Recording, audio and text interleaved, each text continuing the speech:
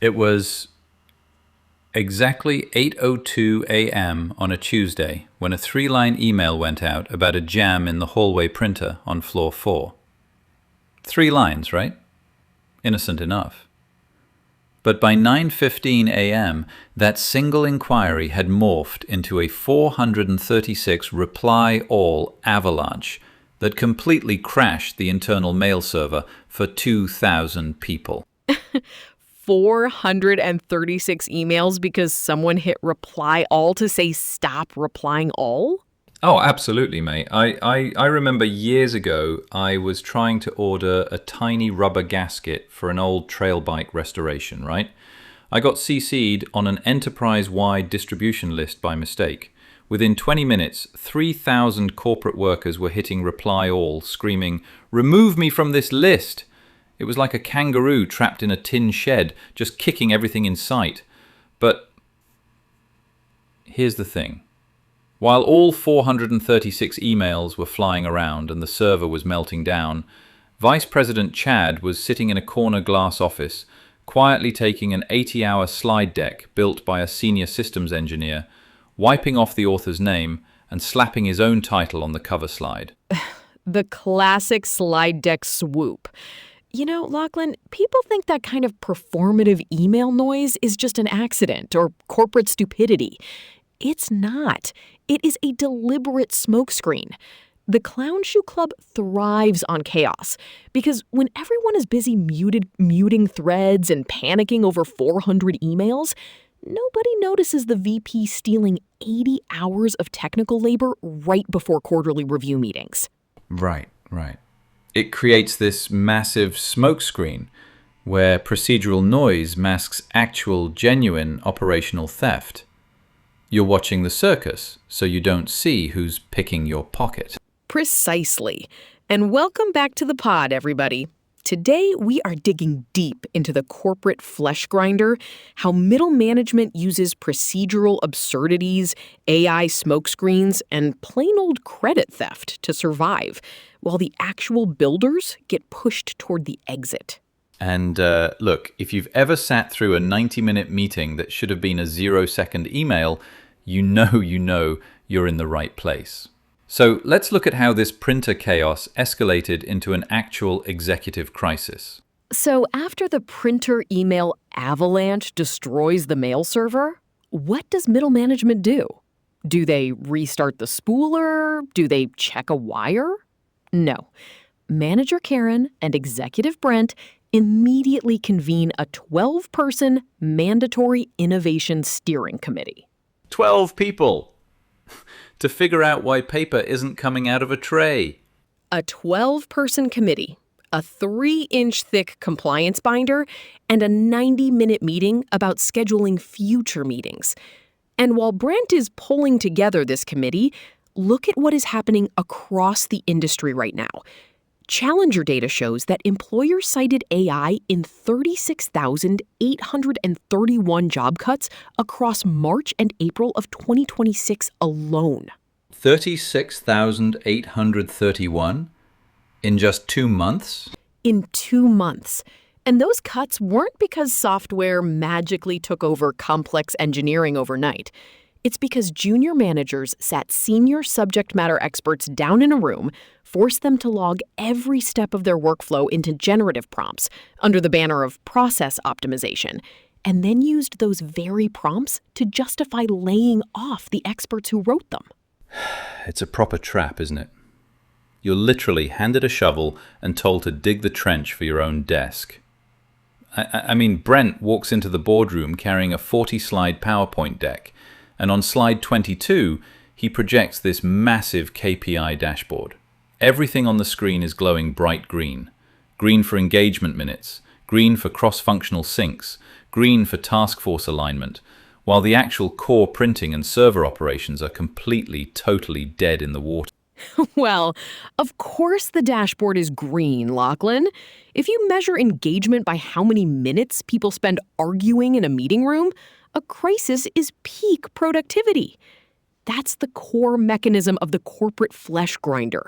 You strip the technical specialists of their intellectual property, feed it into a system, and mask the total breakdown of real work by showing leadership a wall of green metrics. It's like looking at an engine block on fire, but complimenting the driver because the oil light hasn't burned out yet. It's totally off its rocker. It is. So while Brent is proudly displaying 40 slides of green non-solutions, the real experts are sitting in the back row, totally ignored. This brings us straight into conference room 4B. The room is stifling. The air conditioning is humming like a sick lawnmower. Up at the front, you've got Trevor, the high-priced consultant who was brought in for $150,000 to run a diagnostic framework. $150,000 to diagnose a printer error? 150 grand. And Trevor's framework literally just recycled the basic operational questions that Club Genius had posted on the internal wiki 3 weeks earlier.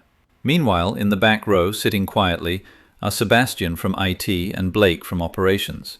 Sebastian has his laptop open, typing with one hand, looking like he's about to fall asleep from pure boredom. And this is where Nancy and Jacques step up, right? Yeah. Nancy looks up from her notebook, calm as you like, and Jacques just leans forward. In the middle of Trevor's spiel about synergistic transformational workflows, Jacques asks the single glaring question that 12 managers and a $150,000 consultant completely missed. He says, "Has anyone actually checked if the print server's physical IP address was hard-coded to a deleted subnet during yesterday's network migration?" Stunned silence in the room. Complete, utter silence, mate. You could hear a pin drop on the commercial carpet. Brent stops mid-sentence on slide 4. Sebastian doesn't even look up from his screen. He just hits enter on a single terminal command. 5 minutes. 5 minutes later, the entire print spooler clears. 400 queued documents start humming out of the tray, and the network lights go steady blue. A 5-minute fix on a terminal completely undoes 90 minutes of high-level executive posturing. It reminds me of when I spent 3 full days stripping down the entire Carbion engine block on an old trail bike in my backyard shed, cursing at the sky, only to realize my mate had bumped the kill switch to off. We build these massive, complex mental towers when the wire is just unplugged. Right, but here is where the tragedy becomes a comedy, because watch what happens the second the printer starts humming again. Before the ink on those 400 pages is even dry, Vice President Chad and Executive Brent step right back up to the microphone during the executive debrief. They don't mention Jacques. They don't mention Sebastian.